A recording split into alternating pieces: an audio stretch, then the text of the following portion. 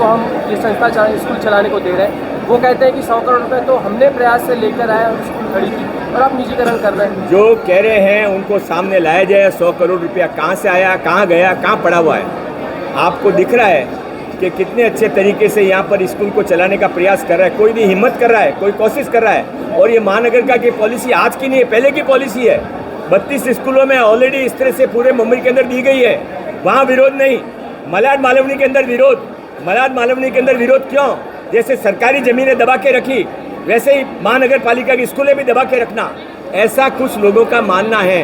वो सच है कि नहीं सच है, ये इस बात से पता पड़ेगा कि आज जो विकास के कामों की हमने यहाँ शुरुआत की है, उसके बाद भी क्या यहाँ पर वो यहाँ विरोध करते रहेंगे, तो समझा जाएगा कि वो यहाँ पर सब कुछ अपना निजीकरण करना चाहते हैं। स्कूलों का निजीकरण नहीं हो रहा है, राजनीति का निजीकरण हो रहा है। लेकिन सर, प्रयास फाउंडेशन को देने को लेकर कह रहे हैं कि बीजेपी की संस्था है, उन्हीं को दिया जा रहा है, बीजेपी से जुड़े लोग हैं।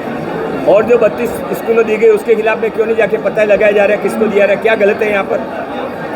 धन्यवाद। प्रयास फाउंडेशन की वजह से क्या क्या नया आप पढ़ा रहे हैं?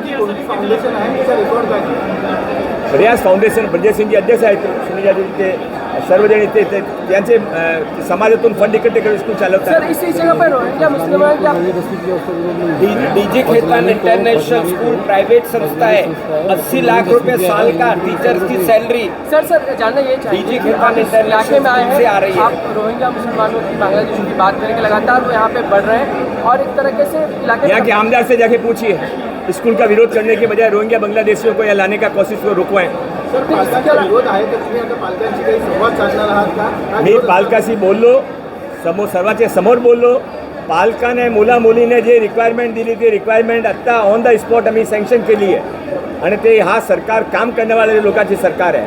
आणि मी लास्ट तुम्ही मला प्रश्न विचारता, जे विरोध करता त्याने विचारा की ते 9वी आणि 10वी फजलानी फाउंडेशन दिली आहे, ते त्याने चालता, फजलानी चालता, प्रयास नको, या मागेचा हेतू काय?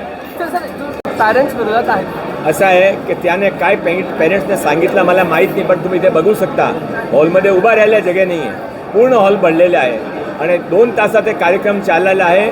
विरोध करू शकतात, त्याने दिशाभूल केली असेल तर त्या मध्ये काही आलं असेल, पण माझ्या असं मत आहे की विरोधाचं काय कारण नाही आहे। पालकांचं असं म्हणणं आहे की खाजगीकरण केल्यानंतर शाळेची फी वाढेल आणि हा सगळा मध्यमवर्गीय एरिया आहे, पुढे त्यांच्या भविष्याचं काय? 1ही रुपया फीस वाढणार नाही। फीस वाढण्याचे छोडो, 0 फीस आहे, 1ही रुपया फीस घेणार नाही। ते जे काही चुकीचा प्रचार करताय त्यांना नाम मला द्यावा, मी त्यांच्या खिलाफ शिकायत करतो। पालकांचं असं म्हणणं आहे की ही पालिकेची शाळा आहे, पालिका जे काही शिक्षण आम्हाला देते ते आम्ही संतुष्ट असताना अशा प्रकारे खाजगीकरणाचा घाट काय ते शिक्षण देत होते, काय आपले पर्सेंटेज होते, 60% होता सक्सेस रेट, आता 85मध्ये आणला, पुढच्या वर्षी 100% जाणार आहे। आणि हा एक शाळा दिली का? मुंबईमध्ये जवळजवळ 30-32 शाळा अशी प्रायव्हेटायझेशन, त्याचे विरोध नाही आहे। इथे मालवणी मलाडमध्ये सर्वात जास्त बांगलादेशी रोहिंग्या कशासाठी बसतंय, कुठून आले ते, कोणी त्याने सहकार केला, हा विरोधाचा घाट काय, त्यामध्ये मागेचा हेतू काय? हा हेतू उघडा पाडण्यासाठी मी इथे आलो आहे आणि हा हेतू हा भारतामध्ये भारतीय लोक राहू शकता, पण त्याशिवाय कोणाने दादागिरी केली तो दादागिरी देवेंद्र फडणवीसची सरकार बर्दाश्त करणार नाही।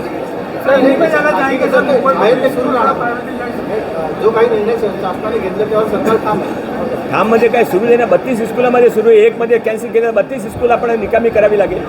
हा एक अशी दादागिरी आपण सहन करणार का? पालकाचा असा देखील आरोप होत आहे की आता ॲडमिशन घेण्यासाठी 30,000 रुपये प्रिन्सिपलने घेतलेला आहे। एकच प्रिन्सिपलने घेतला असेल असा माझ्याकडे कोणी आधी आत्ता तुम्ही पत्र घेऊन आणा, मी तुमच्या समोर प्रिन्सिपलने सस्पेंड करतो।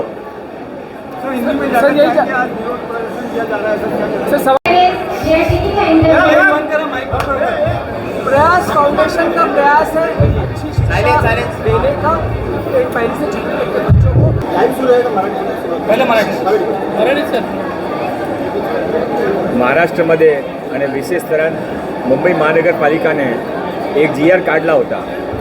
ते GR अंतर्गत जे काही महानगरपालिकाची स्कूलचे कोणी संस्था पुढे आली आणि त्याने स्वखर्चावर काही फीस न चार्ज करता स्कूल चालवण्यासाठी घेतली, तर त्याने स्कूल देण्यात यावा असा त्यांचा निर्णय होता। यामध्ये जवळजवळ 30-32 स्कूलांना पूर्वी दिलेले आहे। तास इथे पण प्रयास स्कूलने अतिशय चांगला काम केलं। पूर्वी ते 60%चा रिझल्ट होता, 85% आधार आपण विद्यार्थ्यांना मिड डे मील देतो, सर्व ॲक्टिव्हिटी करून घेता आणि ते सर्व चांगले टीचरचे पगार पण ते सर्व व्यवस्था ते हा प्रयास फाउंडेशन करत आहे. आता प्रश्न असा आहे की विरोध कशासाठी? विरोध अशासाठी, विरोध कोण केलं आहे? ज्याने विरोध सुरू केला आहे त्यांचे स्वतःचे मुलगे मुलगी इंटरनॅशनल स्कूलमध्ये पडता. त्याने मलाडचा काय करून टाकला? मलाडमध्ये जितकी सरकारी जमीन होती, सर्वात जास्त ओपन जैन सरकारी जमीन मलाडमध्ये होती, मालवणीमध्ये होती. सर्वामध्ये एन्क्रोचमेंट करून दिला. ते इथले आमदार होते, त्याने आमदारमधून इथे काय विकास केला त्याने सांगावा. हा जे राजनीती आहे, हा तुच्छ राजनीतीचे मी निषेध करतो. मी सहपालकमंत्री नात्याने मी 10 दिवसापूर्वी इथे DPDC फंडातून 1 करोड रुपयेचा फंड दिला होता. ते फंडाच्या पत्र देण्यासाठी आजचा कार्यक्रम होता. मी ते पत्र घेऊन आलो कॉपी. ते फंडातून इथे सायन्स लॅब उभी राहील, रोबोटिक्स लॅब उभी राहील, कम्प्युटर लॅब उभी राहील, खेळण्याचं सामान आम्ही करून देऊ, जिम्नेजियमचं सामान देऊ. जे काही सर्व मुला मुलींना हवं आहे ते इथे होणार आहे. त्यांचे विरोध करणं अतिशय चुकीचं आहे. हा काम इथे सुरू राहणार आहे आणि 3 महिन्याचे आत आम्ही सर्व विकासाचे काम जे मी आज 1 करोडचे DPDC फंडातून घोषित केले ते इथे पूर्ण करून घेऊ. सर